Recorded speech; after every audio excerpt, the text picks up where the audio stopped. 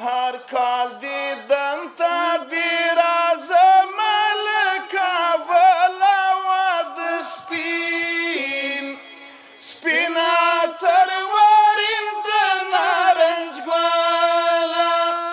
ننګرهار کې د اطلاعات او کلتور ریاست له لورې د نارنج ګل دودیزه مشاعره د مسؤلینو، د هیواد نوموتو شاعرانو، فرهنګیانو، د شعر او ادب مینوالو په شتون کې ترسره شوه. نارنج ګل مشاعرې ته د اطلاعات او کلتور وزارت د فرهنګ او هنر معین مولوي عتیق الله عزیزي په خپلو خبرو کې د نارنج ګل دودیزې مشاعرې په تاریخي ارزښت خبرې وکړې.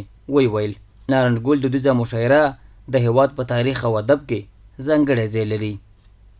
د موږ او تاسې په ادب او فرهنګ کې د شعر مقام ډېر عالي دی. شعر دا چې د کائناتو د الله تعالی د تخلیق ذره ذره دوی په یو ښکلي انداز باندې منعکسوي، پوښ ورکوي، ځلا ورکوي، ګلورین کوي، ښایست ورکوي. له وینا وروسته د هیواد پیژندل شوو شاعرانو له لورې هیواد سره د مینې، خپلواکۍ، ورورولۍ، یووالي او پرمختګ په اړه لیکلي شعرونه ګډونوالو ته وړاندې شول. ما رنځور افغانستان داسې نیولی لکه څوک چې خپل جانان غېږه کې نیسي وسل که بد شي دا د چم ګاونډ خپلوانه بیا به هم افغانستان غېږه کې نیسي. زما د تورې د نیزې او د لښکر ملګرو، د انقلاب له کړاوونو نه خبر ملګرو، د خپل ولس له درد او غم نه بې پروا نه شئ، پام چې امین یې د معصوم زړه پکې را نه شئ.